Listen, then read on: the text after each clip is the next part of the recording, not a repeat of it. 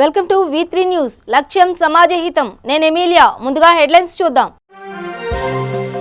శ్రీలంక వరుస బాంబు పేలుళ్ల ఘటనలో పెరిగిన మృతుల సంఖ్య 32 మంది విదేశీయులు సహా 290 మంది మృతి చెందినట్లు ధృవీకరించిన అధికారులు. కొలంబో విమానాశ్రయం వద్ద పేలని బాంబును గుర్తించిన పోలీసులు. చిగురుటాకుల వణికిపోతున్న చిన్న రాష్ట్రం శ్రీలంక.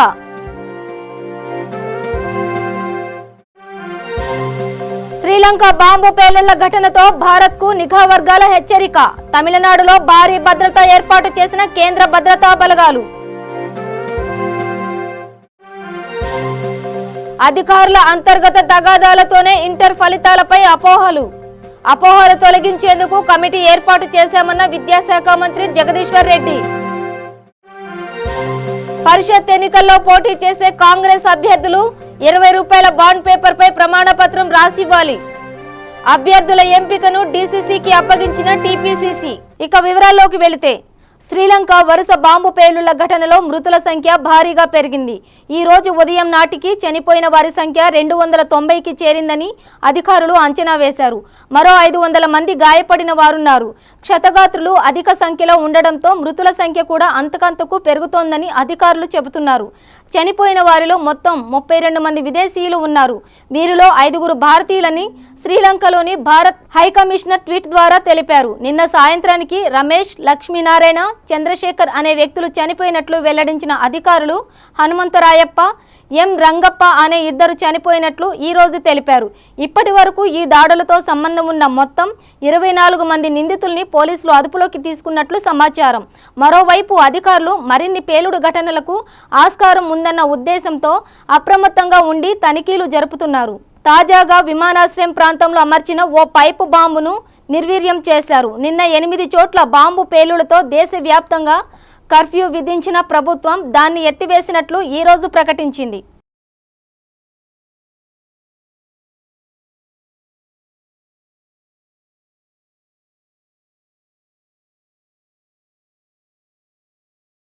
శ్రీలంక మారణ హోమం అంతర్జాతీయ సమాజాన్ని దిగ్భ్రాంతికి గురి చేసింది.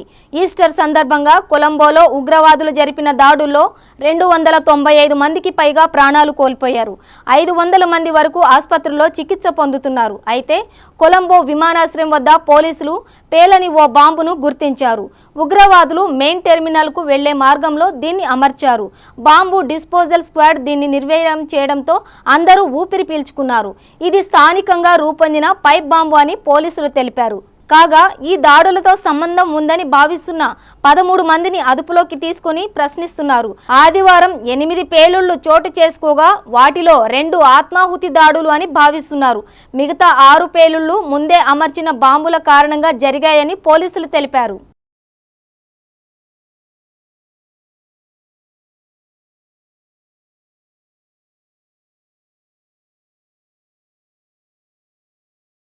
శ్రీలంక రాజధాని కొలంబోలో జరిగిన వరుస పేలుళ్ల నేపథ్యంలో హైదరాబాద్ నగర పోలీసులు అప్రమత్తమయ్యారు. ముఖ్యంగా అంతర్జాతీయ ఉగ్ర సంస్థ ICCE పేలుళ్లకు పాల్పడిందని సమాచారంతో నగర పోలీసులు హై అలర్ట్ ప్రకటించారు. మన దేశంలోని పలు ప్రాంతాల్లో దాడులకు ఉగ్రవాదులు ప్లాన్ చేస్తున్నారన్న సమాచారం నేపథ్యంలో ఇప్పటికే గత కొన్ని రోజుల నుంచి NIA అధికారులు హైదరాబాద్లో తనిఖీలు నిర్వహిస్తున్న విషయం తెలిసిందే. అనుమానితులైన దంపతులను అరెస్టు చేశారు. చంద్రాయణగుట్ట ప్రాంతానికి చెందిన అబ్దుల్ బాసిత్ అనే వ్యక్తి ISISలో చేరాలని లక్ష్యంతో సిరియా, టర్కీ, ఆఫ్ఘనిస్తాన్ దేశాలకు వెళ్లేందుకు ప్రయత్నిస్తుండగా గత ఏడాది పోలీసులకు చిక్కాడు. ఇతని ప్రయత్నాలకు ISIS సానుభూతి పరుల ఆర్థిక సాయం చేస్తున్నట్లు సమాచారం. దేశంలో ఏ మూలన ఉగ్ర చర్యలు జరిగినా దాని మూలాలు ఏదో రూపంలో హైదరాబాద్లో వెలుగు చూడడమే పోలీసులు అప్రమత్తతకు కారణం. ఇక్కడ చాప క్రింద నీరులా ఉగ్ర నీడలు విస్తరిస్తున్నాయనే అనుమానాలు బలంగా వినిపిస్తున్న క్రమంలో కుట్రలకు ఆజ్యం పోస్తున్నట్టు భావిస్తున్న పలువురు యువకులను NIA విచారిస్తోంది. తాజాగా శ్రీలంక పేలుళ్ల నేపథ్యంలో అధికారులు మరింత అలర్ట్ అయ్యారు.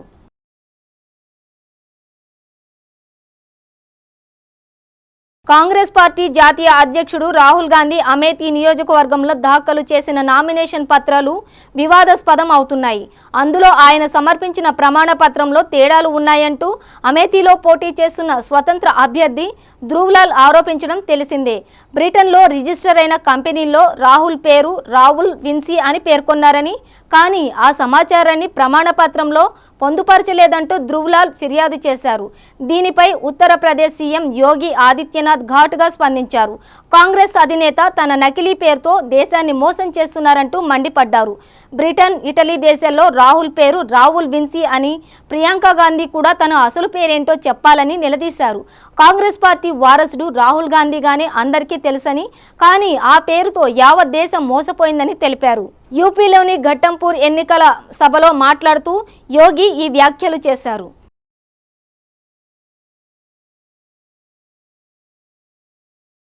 తెలంగాణ రాష్ట్రంలో ఇంటర్ ఫలితాలు ఎంత గందరగోళం సృష్టించాయో ప్రత్యేకంగా చెప్పనక్కర్లేదు. మార్కుల విషయంలో ఎన్నడూ లేనంత అపోహలు ఏర్పడడంపై TRS party working president KTR స్పందించారు. ఫలితాల విషయంలో తల్లిదండ్రులు ఆందోళన పడవద్దని విజ్ఞప్తి చేశారు. ఏ ఒక్క విద్యార్థికి కూడా నష్టం జరగని రీతిలో ప్రభుత్వం చర్యలకు ఉపక్రమించిందని స్పష్టం చేశారు. ఇంటర్ ఫలితాల్లో ఏమైనా పొరపాటు దొర్లినట్టు భావిస్తే వెంటనే రీకౌంటింగ్, రీవెరిఫికేషన్కు దరఖాస్తు చేసుకోవాలంటూ కేటీఆర్ ట్వీట్ చేశారు. అంతేకాకుండా ఇంటర్ ఫలితాల విషయంలో ఏర్పడ్డ అయోమయాన్ని తొలగించేందుకు రాష్ట్ర విద్యాశాఖ మంత్రి జగదీష్ రెడ్డి 3 ఉన్నతాధికారులతో కమిటీ ఏర్పాటు చేశారని, ఈ కమిటీ నివేదిక వస్తే అన్ని విషయాలు వెల్లడవుతాయని కేటీఆర్ తన ట్వీట్లో తెలిపారు.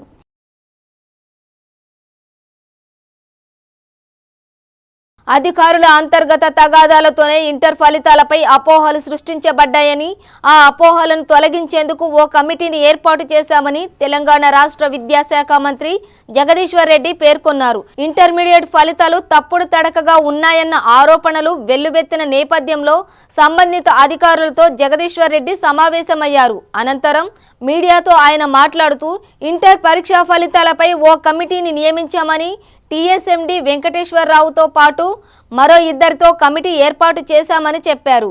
ఆ కమిటీలో బిట్స్ పిలానీ నిపుణుడు professor Vasan, IIT professor Nishant సభ్యులుగా ఉన్నారని వివరించారు.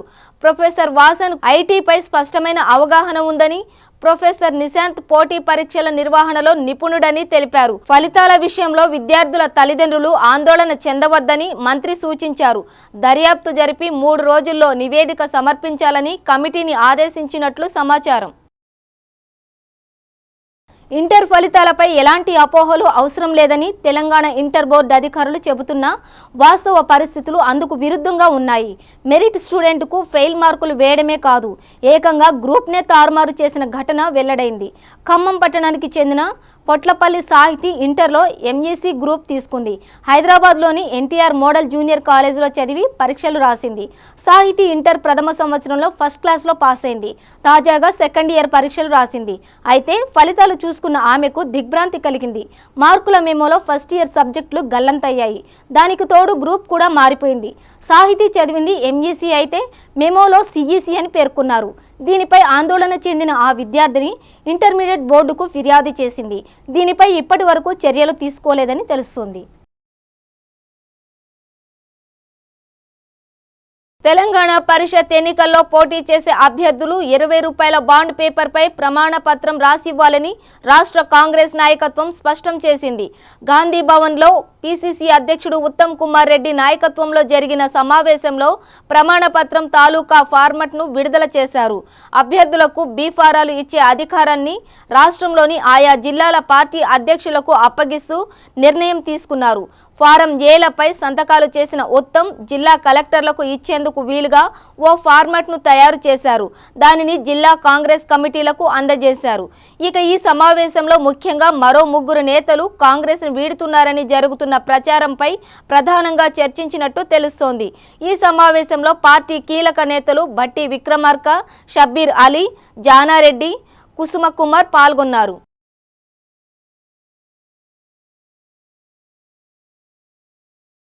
ఎన్నికలు పూర్తయిన వెంటనే టీడీపీ వైసీపీలు తమకు ఇన్ని స్థానాలు వస్తాయంటే ఇన్ని స్థానాలు వస్తాయంటూ లెక్కలు వేసు ప్రకటనలు చేశారని జనసేన పార్టీ అధినేత పవన్ కళ్యాణ్ విమర్శించారు. గుంటూరు జిల్లా మంగళగిరిలోని జనసేన పార్టీ రాష్ట్ర కార్యాలయంలో సమావేశమయ్యారు.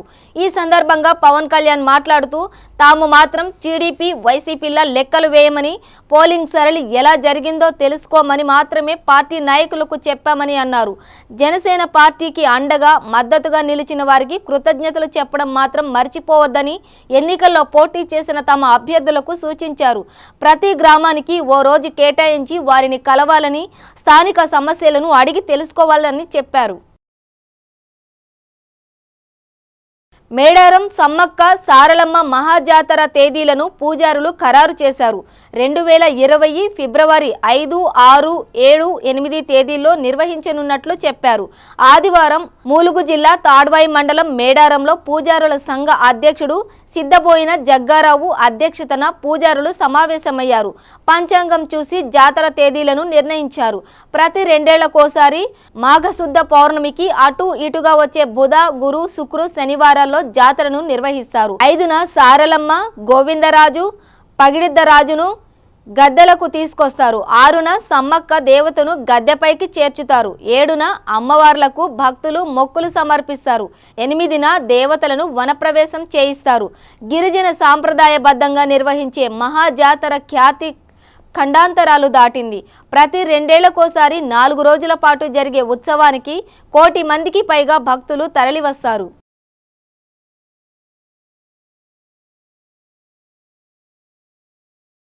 బులెటిన్లో షార్ట్ బ్రేక్ తీసుకుందాం.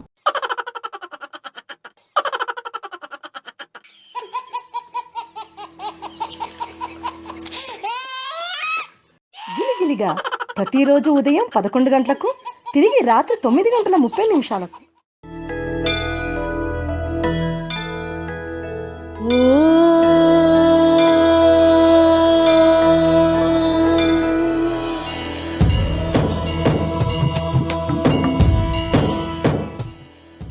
గుడి గంటలు ప్రతిరోజు ఉదయం 6 గంటలకు. రండి, జాయిన్ అవ్వండి, జాబ్ పొందండి, job guarantee, 100% job placement in abroad. Excel hotel management college అతి తక్కువ ఖర్చుతో మొట్టమొదటిసారిగా అతి పెద్ద hotel management college Excel hotel management college. మీరు 10వ తరగతి ఇంటర్ పాస్ లేదా ఫెయిల్ అయ్యారా? డిగ్రీ పాస్ అయ్యి ఖాళీగా ఉన్నారా? అయితే ఎక్సెల్ హోటల్ మేనేజ్మెంట్ కాలేజీలో జాయిన్ అవ్వండి. 100% విదేశాలలో ఉద్యోగ ఉపాధి పొందండి. 70,000 రూపీస్ సాలరీ పర్ మంత్. ఒక్క సంవత్సరంలో డిప్లొమా ఇన్ హోటల్ మేనేజ్మెంట్ లో జాబ్ పొందవచ్చు. మొట్టమొదటి రోజు నుండే పార్ట్ టైం జాబ్ చేయుటకు అవకాశం. Bachelor degree in hotel management 3 years, PG diploma in hotel management మరియు diploma in hotel management 12 months. Inter fail అయిన విద్యార్థులు కూడా అడ్మిషన్లు పొందవచ్చు. ఫీజు రియంబర్స్మెంట్ సౌకర్యం కలదు. మరిన్ని వివరములకు సంప్రదించండి.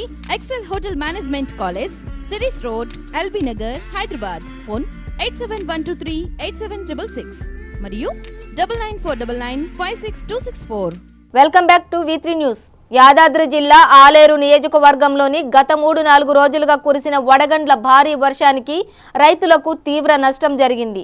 పలు గ్రామాలలో రైతులు మాట్లాడుతూ చేతికందిన వరి పంట నష్టపోవడం జరిగిందని ఆవేదన వ్యక్తం చేశారు. మంచి పంట కింద పడిపోవడంతో మాకు చాలా బాధగా ఉందని ఆవేదన వ్యక్తం చేశారు. మామిడి తోటలు, కూరగాయల తోటలు ఇలా పలువురు రైతులకు భారీ నష్టం వాటిల్లడంతో ఇలాంటి పరిస్థితి ఎవరికీ రావద్దని చాలా బాధతో ఆవేదన వ్యక్తం చేశారు. ఈ రోజు ఆలేరు ఎమ్మెల్యే గొంగిడి సునీత, మహేందర్ రెడ్డి తుర్కపల్లి మండలంలోని పలు గ్రామాల్లో నష్టపోయిన రైతుల పంటల పొలాలను పరిశీలించారు.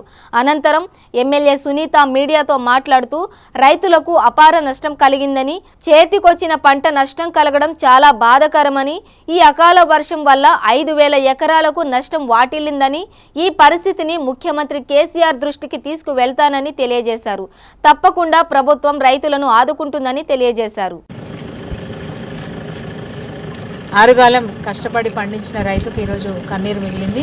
వరుణదేవుడు ఆగ్రహించడం వల్ల ఈ ప్రాంతంలో అంతా కూడా విపరీతంగా వడగండ్ల వాన పడడం, మరి ఆ వడగండ్లు కూడా చాలా పెద్ద సైజులో ఉండడం వల్ల పంట పూర్తిగా నాశనం అయిపోయింది. ఈవెన్ వరి గడ్డి కూడా ఈరోజు పశువులకు పనికొచ్చే పరిస్థితి లేదు. అంత ఘోరంగా ఇక్కడున్న పంటలు నష్టం జరిగినాయి. దాదాపు 5,000 ఎకరాలు వరి పంట నష్టపోయినట్టుగా అధికారుల లెక్కల ప్రకారం తెలుస్తోంది. గ్రామాల్లో తిరుగుతున్నప్పుడు కూడా రైతుల ఆవేదన చూస్తే చాలా బాధాకరంగా ఉంది. దాదాపు 5 నెలల పాటు కష్టపడి కరెక్ట్గా పంట చేతికి వచ్చే సమయానికి నష్టం జరగడం మా దురదృష్టంగా భావిస్తూ ఉన్నాం. మాకు నమ్మకం ఉంది, గౌరవ ముఖ్యమంత్రి గారు కేసీఆర్ గారు రైతులకు మొదటి నుంచి కూడా అండదండగా ఉన్నారు. రైతులకు రుణాలు మాఫీ చేశారు. అదేవిధంగా రుణాల కోసం బ్యాంకుల చుట్టూ తిరగకుండా, అప్పుల కోసం పోకుండా ఈరోజు పెట్టుబడి సాయం కూడా అందించినారు. తప్పకుండా కేసీఆర్ గారు స్పందిస్తారు. మరి రైతులకు ఈ కష్టాన్ని నష్టాన్ని తీర్చే విధంగా మంచి నిర్ణయం తీసుకుంటారని భావిస్తూ ఉన్నాం. వారి దృష్టికి ఇక్కడ రైతులు వాళ్ళు వెలుబుచ్చిన ఆవేదనను గౌరవ ముఖ్యమంత్రి గారి దృష్టికి తప్పకుండా తీసుకెళ్తాం.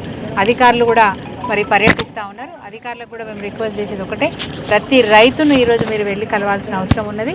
ఇక్కడ జిల్లాలో ఉన్న అగ్రికల్చర్ ఎక్స్టెన్షన్ ఆఫీసర్స్ ప్రతి రైతును వెళ్ళి కలవండి, వాళ్ళ ఆవేదనను మీరు నోట్ చేసుకోండి. తప్పకుండా గౌరవ ముఖ్యమంత్రి గారి ద్వారా రేపు రాబోయే రోజుల్లో వారి ద్వారా సాయం మరి రైతులకు అందించాల్సిన బాధ్యత కూడా మీదే. అదేవిధంగా రైతు సమన్వయ సమితి నాయకులను కూడా కోరుతా ఉన్నాం, ఇప్పుడు మీరు యాక్టివ్గా పనిచేయండి, రైతులందరినీ ఓదార్చండి, వాళ్ళకి ధైర్యాన్ని చెప్పండి. రేపు నష్టపోయిన రైతులందరూ కూడా ఆదుకోవాల్సిన బాధ్యత కూడా మన మీదే ఉంటుంది. కాబట్టి రైతు సమన్వయ సమితి నాయకులు, కోఆర్డినేటర్స్, అదేవిధంగా మరి జిల్లాలో పనిచేస్తున్న వ్యవసాయ విస్తరణ అధికారులందరూ కూడా యాక్టివ్గా ఉండి రైతులు ఎప్పుడు కూడా మరి రైతులకు అందుబాటులో ఉంటూ వాళ్ళ కష్ట నష్టాలను ఎప్పటికప్పుడు మీరు నోట్ చేసుకుంటూ ప్రభుత్వానికి నివేదిక పంపించే విషయంలో మీరు సహకారం ఉండాలని చెప్పి కోరుతా ఉన్నాను. రైతులు ఎవ్వరు కూడా దిగులు పడొద్దు. మనకు తండ్రి లాంటి వారు మన కేసీఆర్ గారు ఉన్నారు. గౌరవ ముఖ్యమంత్రి గారు మీ కష్టాన్ని అర్థం చేసుకుంటారు, మీకు సాయం చేస్తారు. ఎట్టి పరిస్థితుల్లో కూడా రైతులు ధైర్యాన్ని కోల్పోవద్దని చెప్పేసి ఈ సందర్భంగా విజ్ఞప్తి చేస్తూ ఉన్నాం. జిల్లాలో ఉన్న యంత్రాంగం అంతా కూడా ఈరోజు మొన్నటిదాకా ఎలక్షన్ల వాతావరణం ఉన్నా కానీ ఇప్పుడు అన్ని పనులు పక్కకు పెట్టి అధికారులు మొత్తం జిల్లాలో ఉన్న అధికారులు మొత్తం కూడా ఈరోజు మరియు గ్రామాలలో ఉన్న రైతుల పొలాల్లోకి వెళ్ళి వాళ్ళకు జరిగిన నష్టాన్ని నోట్ చేసుకుంటా ఉన్నారు. ఈ నివేదిక అంతా కూడా ప్రభుత్వానికి పంపిస్తారు. నేను కూడా గౌరవ ముఖ్యమంత్రి గారిని స్వయంగా కలిసి ఇక్కడ రైతులకు జరిగిన నష్టం గురించి వారి దృష్టికి తీసుకెళ్తాం. రైతులకు న్యాయం జరిగే విధంగా చర్యలు చేపట్టే విధంగా మా వంతు కృషి చేస్తామని చెప్పి సందర్భంగా తెలియజేస్తూ రైతులను ధైర్యం కోల్పోవద్దని చెప్పి వారిని కోరుతూ మరి హుస్నాబాద్ నియోజకవర్గంలోని అక్కనపేట మండలం గోవర్ధనగిరి గ్రామంలో నిన్న కురిసిన అకాల వర్షంకు జరిగిన పంట నష్టంను పరిశీలించి పిడుగుపాటుకు మృతి చెందిన చిలుపూరి మహేందర్ రెడ్డి కుటుంబాన్ని పరామర్శించిన మాజీ ఎంపీ పొన్నం ప్రభాకర్. వారు మాట్లాడుతూ ప్రభుత్వం వెంటనే స్పందించి బాధిత కుటుంబాలను ఆదుకోవాలి అని అన్నారు. వారితో పాటు పిసిసి కార్యదర్శి బొమ్మ శ్రీరామ్ చక్రవర్తి, కేడం లింగమూర్తి తదితరులు పాల్గొన్నారు. వడగండ్ల వాన పిడుగుల బాధలతోటి మళ్ళీ ఇబ్బంది పడతా ఉన్నారు. తెలంగాణ రాష్ట్ర ప్రభుత్వంలో న్యాయం జరుగుతుందేమో, అంతకుముందు సీమాంధ్ర ప్రాంతం వాళ్ళు న్యాయం చేయలేదనే మాట మాట్లాడేవాళ్ళం. తెలంగాణ ప్రభుత్వం వచ్చిన తర్వాత కూడా వడగండ్ల వాన బాధితులకు కానీ పిడుగుబడి చనిపోయినటువంటి వాళ్ళకి కానీ ఏమాత్రం న్యాయం జరగడం లేదు. నేను రాష్ట్ర ప్రభుత్వాన్ని కోరుతా ఉన్నాను, త్వరలో రాష్ట్ర ప్రభుత్వ ప్రధాన కార్యదర్శిని కలిసి ఒక ప్రత్యేక బృందాన్ని హుస్నాబాద్లో పర్యటించమని కోరుతాం. ఎందుకంటే ఈ ప్రాంతంలో ప్రతి సంవత్సరం ఇది వంచినట్టుగా ప్రకృతి వైపరీత్యం సామర్థ్యంగా ఉండడమే లేదు. ప్రతి సంవత్సరం జరుగుతున్నటువంటి పరిస్థితుల్లో దీని మీద ఒక పరిశోధనాత్మకంగా ఈ అంశం మీద విచారణ జరిపించే విధంగా చేస్తూనే ఇప్పుడు జరుగుతున్నటువంటి నష్టానికి వెంటనే అంచనాలు తయారు చేసి నష్టపోయినటువంటి బాధితులకు నష్టపరిహారం చెల్లించాలని కాంగ్రెస్ పార్టీ పక్షాన మేమందరం కూడా కోరుతా ఉన్నాం. ఈరోజు చనిపోయినటువంటి వాళ్ళకు కానీ పశువులకు కానీ ఇక్కడ పంట నష్టానికి కానీ ప్రభుత్వ స్పందన లేదు. ఎన్నికల కోడ్ దీనికి వర్తించదు. ప్రభుత్వ అధికారులు వాళ్ళ కార్యక్రమాలు చేసుకోవచ్చు. కాబట్టి మేము ప్రభుత్వ ప్రధాన కార్యదర్శి ముందు రేపు లేఖపూర్వకంగా ఫ్యాక్స్ పంపి దాని తర్వాత పర్సనల్ కలిసి కూడా ఈ అంశాలను వారి దృష్టికి చేస్తాం. హైదరాబాద్ కాచిగూడ వైశ్య హాస్టల్లో అవోపా హైదరాబాద్ వారు ఆఫ్టర్ 10th వాట్ నెక్స్ట్ కార్యక్రమాన్ని నిర్వహించారు. ఈ కార్యక్రమానికి ఈ సంవత్సరం 10th పరీక్షలు రాసిన విద్యార్థులు హాజరైన ఈ కార్యక్రమానికి వివిధ రంగాలకు చెందిన ప్రముఖులు హాజరై విద్యార్థులకు తమ సలహాలు సూచనలు తెలియజేశారు.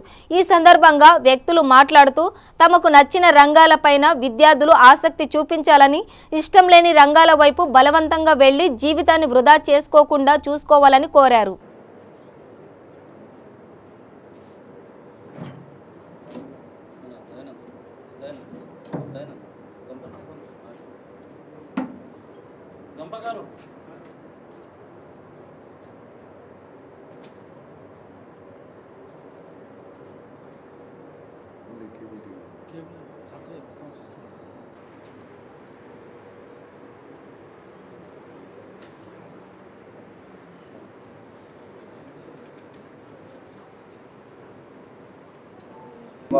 హృదయ గీతిక అందుకో నిత్య పూజా సత్య సింధు ఆత్మహారతి అందుకో కులం పారగ గణం సాగగ సేవ వీర్య ప్రోగగ విశ్వజననీ వా. I request Avinash College Management authorities, please take over for the next session. Then I'll go one by one. Chapatlu. ఇది కాదు, నేను ఎలా నేర్పించాను మర్చిపోయాడు. 1 2 1 2 3 సూపర్. పిల్లలు డిసిప్లిన్ లేదని ఎవరు చెప్పారు? డిసిప్లిన్ లేదన్నరా? డిసిప్లిన్ అన్న మీరు సూపర్. ఇంత కామ్గా ఇంత ఇక్కడ పడుకుంటే అవుతుందా? అవుతుంది. సో దానికి తగ్గ ప్రయత్నం కూడా ఉండాలి. అవునా కదా? ఆల్ ది బెస్ట్ అండి.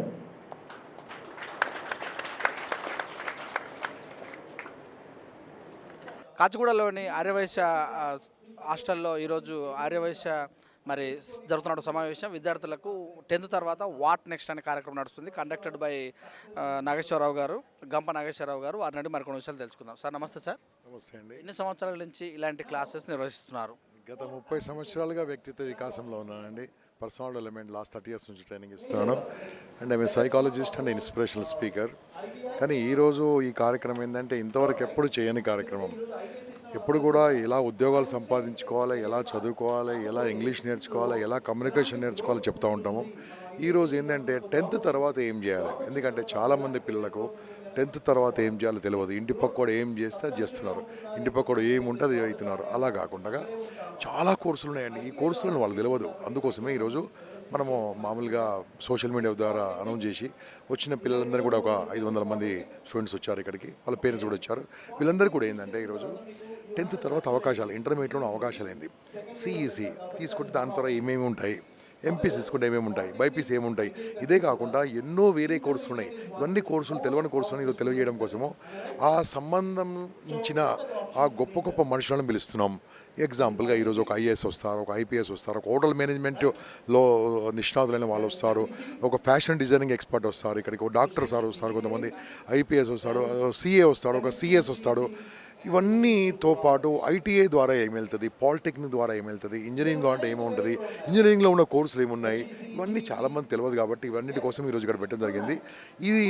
ఈ కోర్సుతో పాటు 3 గంటల నుంచి పేరెంట్స్ని పిల్లల్ని ఎలా పెంచాలి, ఈ పిల్లల్ని ఎలా చూసుకోవాలి. చూసారా మీరు 4 రోజుల నుంచి ఇంటర్మీడియట్లో ఫెయిల్ అయిన పిల్లలు ఒక 10-15 మంది తెలిసిన వాళ్ళే చనిపోయారు. తెలియని వాళ్ళు ఇంకెంతమంది చనిపోయారో మాకు తెలియదు. అంటే పిల్లల్ని ఎలా పెంచాలి, వాళ్ళని ఎలా ధైర్యంగా ఉంచాలి, ఎలా క్యారియర్ గవర్నెన్స్ చేయాలి, ప్రేమ అంటే ఏంది, అభిమానం అంటే ఏంది, వాత్సల్యం అంటే ఏంది, ఇవన్నీ వాళ్ళకి తెలియదండి. పేరెంట్స్ కూడా పేరెంటింగ్ క్లాస్ ఉంటుంది, ఒక 2 గంటల క్లాస్ ఉంటుంది. అసలు పేరెంటింగ్ ఏ వయసు పిల్లల్ని ఎలా పెంచాలి, పెద్దవాళ్ళని ఎలా పెంచాలి, చిన్నవాళ్ళని ఎలా పెంచాలి, వాళ్ళకు అతి గారవం చేయాలా, ఏమి చేయాలి, ఇవన్నీ కూడా వాళ్ళకి చెప్పడం జరుగుతుంది. ఎందుకోసం అంటే ఈ పేరెంటింగ్ ప్రాపర్గా వెళ్ళినందుకు ఇవన్నీ ప్రాబ్లమ్స్ వస్తున్నాయి. కాబట్టి ఏదైతే తల్లిదండ్రులు ఏ చేయలేకపోయారో పిల్లల నుంచి అవన్నీ కోరుకుంటూ ఉంటారు, ఆ ప్రెషర్ చేస్తూ ఉంటారు. ఈ ప్రెషర్ వల్ల ఆత్మహత్య, ఎన్ని ఇబ్బందులు అవుతున్నాయండి, స్ట్రెస్ అవుతుంది. కాబట్టి ఇలా కాకుండా ప్రెషర్ కాకుండా ప్లెజర్ ఎడ్యుకేషన్లో ఎలా ఉంటుందో అవన్నీ కూడా వాళ్ళ పేరెంట్స్కి చెప్పడం జరుగుతుంది. ఈ పిల్లలకు ఈరోజు క్యారియర్ కౌన్సిలింగ్ తర్వాత ఎప్పుడు చదువుకోవాలి, ఎందుకు చదువుకోవాలి, ఎంతసేపు చదువుకోవాలి, ఏ టైంలో చదువుకోవాలి, ఇవన్నిటితో పాటు తల్లి అంటే ఎవరు, తండ్రి అంటే ఎవరు, దేశం అంటే ఏంది, దేవుడు అంటే ఏంది, ఇవన్నీ కూడా చెప్పడం జరుగుతుంది. అంటే చదువుతో పాటు సంస్కారం నేర్చుకున్న విద్యార్థులే మన భారతదేశాన్ని ముందు తీసుకొస్తారు. కాబట్టి అటువంటి సంస్కారం కూడా ఎలా ఉంటుందో ఈ ఒక్క రోజులో ఇవన్నీ మాడ్యూల్ తయారు చేసి వాళ్ళకి ప్రజెంట్ చేయడం జరుగుతుంది. అందుకోసమే ఈరోజు ఈ ఒకటి ఉచితంగా టోటల్. బులెటిన్ ముగించే ముందు హెడ్లైన్స్ మరోసారి. శ్రీలంక వరుస బాంబు పేలుళ్ల ఘటనలో పెరిగిన మృతుల సంఖ్య 32 మంది విదేశీయులు సహా 290 మంది మృతి చెందినట్లు ధృవీకరించిన అధికారులు. కొలంబో విమానాశ్రయం వద్ద పేలని బాంబును గుర్తించిన పోలీసులు. చిగురుటాకుల వణికిపోతున్న చిన్న రాష్ట్రం శ్రీలంక.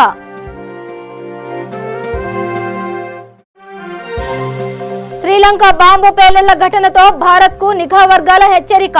తమిళనాడులో భారీ భద్రత ఏర్పాటు చేసిన కేంద్ర భద్రతా బలగాలు. అధికారుల అంతర్గత తగాదాలతోనే ఇంటర్ ఫలితాలపై అపోహలు తొలగించేందుకు కమిటీ ఏర్పాటు చేశామన్న విద్యాశాఖ మంత్రి జగదీశ్వర్ రెడ్డి. పరిషత్ ఎన్నికల్లో పోటీ చేసే కాంగ్రెస్ అభ్యర్థులు 20 రూపాయల బాండ్ పేపర్ పై ప్రమాణ పత్రం రాసివ్వాలి. అభ్యర్థుల ఎంపికను డీసీసీకి అప్పగించిన టీపీసీసీ. ఇవి బులెటిన్ విశేషాలు. చూస్తూనే ఉండండి V3 న్యూస్. లక్ష్యం సమాజహితం.